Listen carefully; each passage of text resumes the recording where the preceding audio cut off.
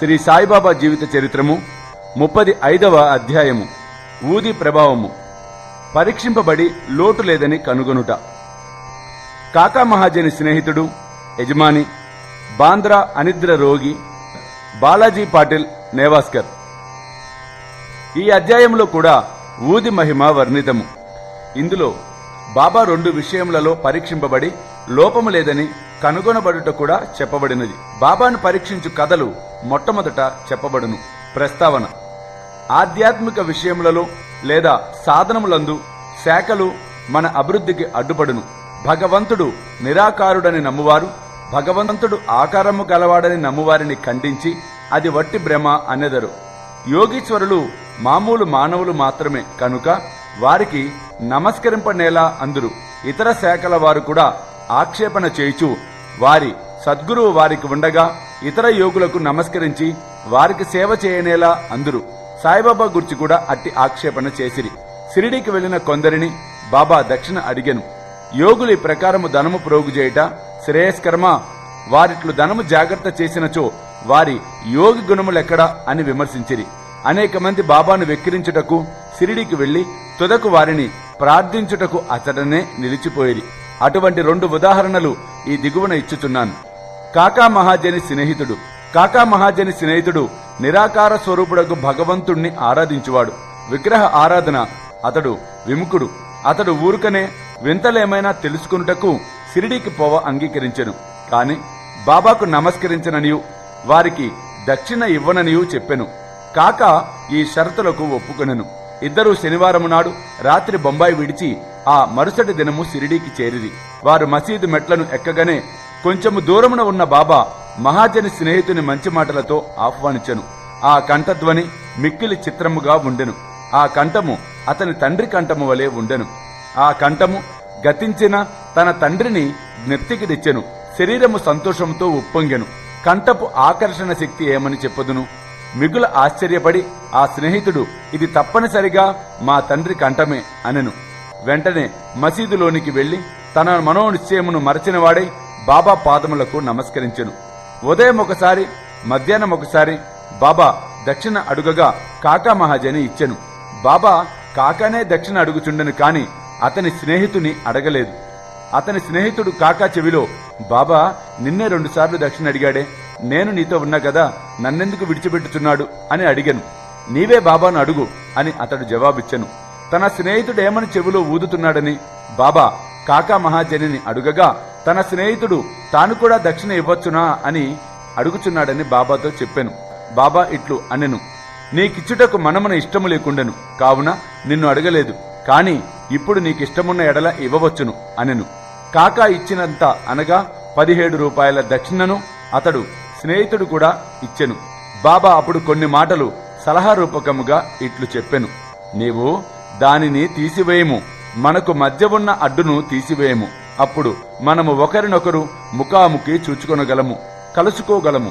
పోవుటకు బాబా వారికి సెలవునిచ్చెను. ఆకాశము మేఘములతో కమ్మి ఉన్నప్పటికీ, వర్షము వచ్చినేమో అను భయము కలుగుచున్నప్పటికీ ప్రయాస లేకుండా ప్రయాణము సాగునని బాబా ఆశీర్వదించెను. ఇద్దరూ సురక్షితముగా బొంబాయి చేరిరి. అతడు ఇంటికి పోయి తలుపు తీయుసరికి 2 పిచ్చుకలు చచ్చిపడి ఉండెను. ఇంకొకటి కిటికీ ద్వారము ద్వారా ఎగిరిపోయెను. తానే కిటికీలు తెరిచి ఉంచినచో పిచ్చుకలు రక్షింపబడి ఉండును. వాని అదృష్టానుసారముగా అవి చచ్చెను. 3వ దానిని రక్షించుటకై బాబా త్వరగా తనను పంపెను అని అనుకొనెను. కాకా మహాజని యజమాని ఠక్కర్, థర్మసేట్, జటాబాయ్ హైకోర్టు ప్లీడర్ ఒక కంపెనీ కలదు. దానిలో కాకా మేనేజర్గా పనిచేయుచుండెను. యజమానియు మేనేజరును అన్యోన్యముగా ఉండేవారు. కాకా షిరిడీకి అనేక సార్లు పోవుట, కొన్ని దినములు అచట ఉండి తిరిగి బాబా అనుమతి పొంది వచ్చుట మొదలగునవి ఠక్కర్కు తెలియను. కుతూహలము కోసము బాబాను పరీక్షించు ఆసక్తితోనూ ఠక్కర్ కాకాతో హోలీ సెలవులలో షిరిడీకి పోవ నిశ్చయించుకొనెను. కాకా ఎప్పుడు తిరిగి వచ్చునో అనున్నది నిశ్చయముగా తెలియదు గనుక ఠక్కర్ ఇంకొకరిని వెంట తీసుకుని వెళ్లెను. ముగ్గురు కలిసి బయలుదేరిది. బాబాకిచ్చుటకై కాకా 2 సేర్ల ఎండు ద్రాక్షను గింజలతో ఉన్నవి దారిలో కొనెను. వారు షిరిడీకి సరైన వేళకు చేరిరి. బాబా దర్శనమునకై మసీదుకు పోయిరి. అప్పుడక్కడ బాబాసాహెబ్ తర్కడు ఉండెను. థక్కర్ మీరెందుకు వచ్చిత్రని తర్కడును అడిగెను. దర్శనము కొరకని తర్కడు జవాబిచ్చెను. మహిమలేమైనా జరిగినయా అని థక్కర్ ప్రశ్నించెను. బాబా వద్ద ఏమైనా అద్భుతములు చూచుటకు తన నైజము కాదనియు, భక్తులు ప్రేమతో కాంక్షించున్నది తప్పక జరుగుననియు తర్కడ్ చెప్పెను. కాకా బాబా పాదములకు నమస్కరించి ఎండు ద్రాక్ష పండ్లను సమర్పించెను. బాబా వానిని పంచిపెట్టుమని ఆజ్ఞాపించెను. తక్కరుకు కొన్ని ద్రాక్షలు దొరికెను. అవి తినుటకు ఇష్టము లేదు. ఎందుచేత అనగా తన వైద్యుడు కడిగి శుభ్రపరచనిదే తినకూడదని సలహా ఇచ్చి ఉండెను. ఇప్పుడు అతనికి అది సమస్యగా తోచెను. తనకు వానిని తినుటకిష్టము లేదు. కాని బాబా తినుటకు ఆజ్ఞాపించుటచే పారవేయ లేకుండెను. పారవేసినట్లయితే బాగుండదు అని వానిని నోటిలో వేసుకొనెను. గింజలను ఏమి చేయవలయనో తోచకుండెను. మసీదులో గింజలు ఉమ్మివేయటకు జంకుచుండెను. తన ఇష్టమునకు వ్యతిరేకముగా తొదకు తన జేబులోనే వేసుకొనెను. బాబా యోగి అయినచో తనకు ద్రాక్ష పండ్లు ఇష్టము లేదని తెలియదా? బాబా వాని నేల బలవంతముగా ఇచ్చెను. ఈ ఆలోచన అతని మనసును తట్టగానే బాబా ఇంకనూ మరికొన్ని ద్రాక్ష పండ్లు ఇచ్చెను. అతడు వానిని తినలేదు. చేతిలో పట్టుకొనెను. బాబా వానిని తినమని అనెను. వారి ఆజ్ఞానుసారం తినగా వానిలో గింజలు లేకుండెను. అతడు మిగుల ఆశ్చర్యపడెను. అద్భుతములు చూడలేదనుకొనెను. కాన అతనిపై ఈ అద్భుతము ప్రయోగింపబడెను. బాబా తన మనసును కనిపెట్టి గింజలు గల ద్రాక్ష పండ్లను గింజలు లేనివానిగా మార్చివేశెను. ఏమి ఆశ్చర్యకరమైన శక్తి! బాబాను పరీక్షించుటకు తర్కడికి ఎట్టి ద్రాక్షలు దొరికినవని అడిగెను. గింజలతో ఉన్నవి దొరికెను అని తర్కడు చెప్పెను. థక్కర్ ఆశ్చర్యపడెను. తన యందు ఉద్భవించుచున్న నమ్మకము దృఢపరచుటకై బాబా యథార్థముగా యోగి అయినచో ద్రాక్ష పండ్లు మొట్టమొదట కాకాకివ్వవలను అని అనుకొనెను. అతని మనస్సునందున్న ఈ సంగతి గ్రహించి బాబా కాకా వద్ద నుంచి ఎండు ద్రాక్ష పళ్ల పంపిణీ ప్రారంభింపవలయునని ఆజ్ఞాపించెను. ఈ నిదర్శనముతో తక్కరు సంతృష్టి చెందెను. శ్యామ తక్కరును కాకా యజమానిగా బాబాకు పరిచయం చేశెను. అందుకు బాబా ఇట్లు అనెను, అతడెట్లు వాని యజమాని కాగలడురా? అతని యజమాని వేరొకడు గలడు. కాకా ఈ జవాబుకు చాలా ప్రీతి చెందెను. తన మనోనిశ్చయము మరచి తక్కర్ బాబాకు నమస్కరించి వాడకు తిరిగిపోయెను. మధ్యాహ్నహారతైన పిమ్మట వారందరూ బాబా సెలవు తీసుకొనుటకు మసీదుకు పోయిరి. శ్యామ వారి పక్షమున మాట్లాడెను. బాబా ఇట్లు చెప్పసాగెను, ఒక చెంచల మనస్సు గల పెద్ద మనుషుడు ఉండెను. అతనికి ఆరోగ్యము ఐశ్వర్యము కూడా ఉండెను. ఎట్టి విచారములు లేకుండెను.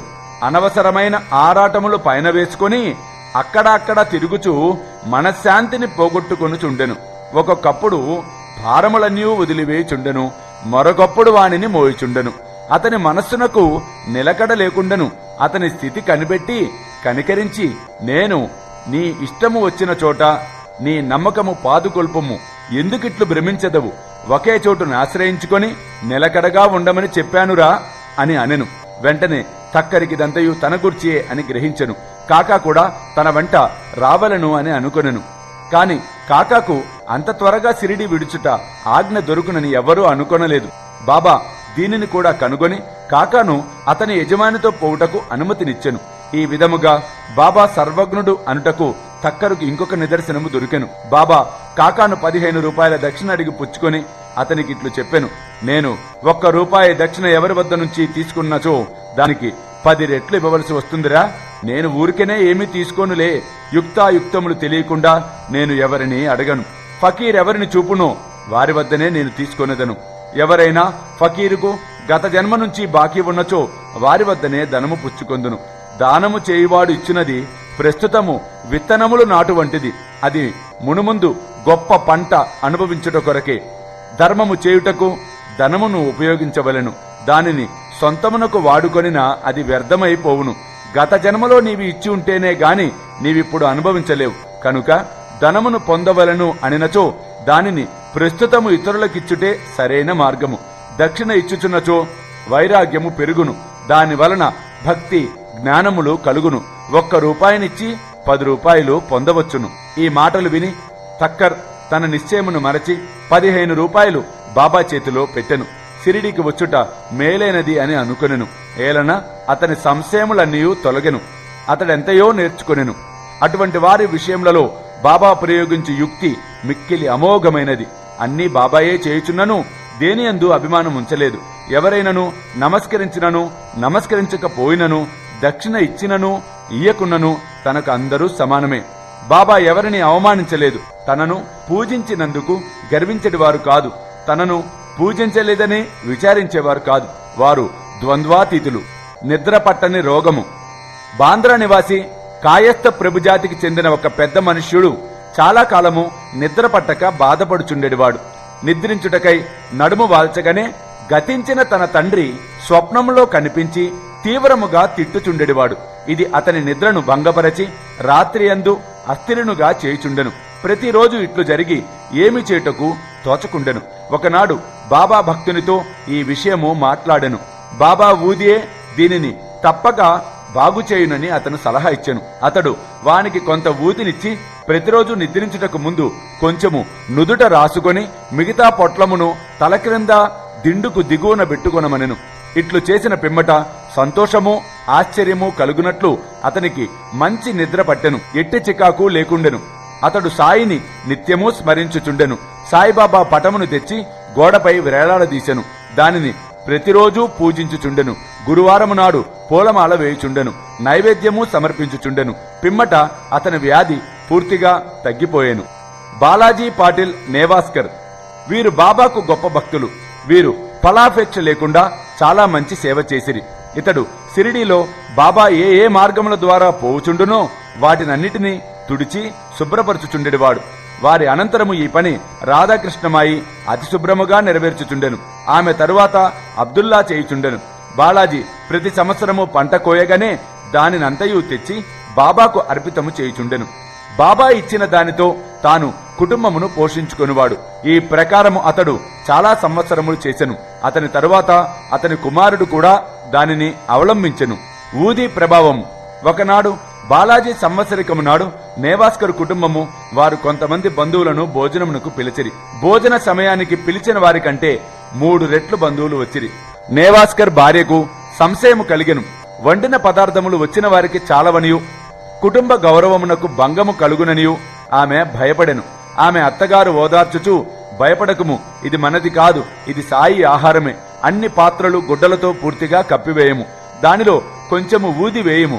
గుడ్డ పూర్తిగా తీయకుండా వడ్డన చేయము. సాయి మనులను కాపాడును అనెను. ఆమె ఆ సలహా ప్రకారమే చేసెను. వచ్చిన వారికి భోజన పదార్థములు సరిపోవటే కాక ఇంకనూ మిగిలెను. తీవ్రముగా ప్రార్థించినచో యథాప్రకారము ఫలితము పొందవచ్చునని ఈ సంఘటన తెలుపుచున్నది. సాయి పాము వలె కాన్పించుట. ఒకనాడు సిరిడి నివాసి రఘు పాటిల్ నేవాసేలో ఉన్న బాలాజీ పాటిల్ ఇంటికి వెళ్ళెను. ఆనాడు సాయంకాలం ఒక పాము ఆవుల కొట్టములోనికి బుసకొట్టుచూ దూరెను. అందులోని పశువులన్నీ భయపడి కదలజుచ్చెను. ఇంటిలోని వారందరూ భయపడిరి. కాని బాలాజీ శ్రీ సాయియే ఆ రూపమున వచ్చెనని భావించెను. ఏమీ భయపడక గిన్నెతో పాలు తెచ్చి సర్పము ముందు పెట్టి ఇట్లు అనెను, బాబా, ఎందుకు బుసలు కొట్టుచున్నావు? ఎందులకు ఈ అలజడి? మమ్ము భయపెట్టదలిచితివా? ఈ గిన్నెడు పాలను తీసుకొని నెమ్మదిగా త్రాగుము. ఇట్లనుచు అతడు దాని దగ్గర నిర్భయముగా కూర్చుండెను. ఇంటిలోని తక్కిన వారు భయపడిరి. వారికి ఏమి చేయుటకు తోచకుండెను. కొద్దిసేపటిలో సర్పము తానంతట తానే మాయమైపోయెను. ఎంత వెదికినను కనిపించలేదు. బాలాజీకి 2 భార్యలు, కొంతమంది బిడ్డలుండిరి. బాబా దర్శనమునకై వారప్పుడప్పుడు సిరిడీకి పోవుచుండెడివారు. వారి కొరకు చీరలు బట్టలు కొని ఆశీర్వచనములతో బాబా వారికి ఇచ్చుచుండెడివారు. ఓం నమో శ్రీ సాయినాథాయ. శాంతి శాంతి శాంతి. 35వ అధ్యాయము సంపూర్ణము. సర్వం శ్రీ సాయినాథార్పణమస్తు.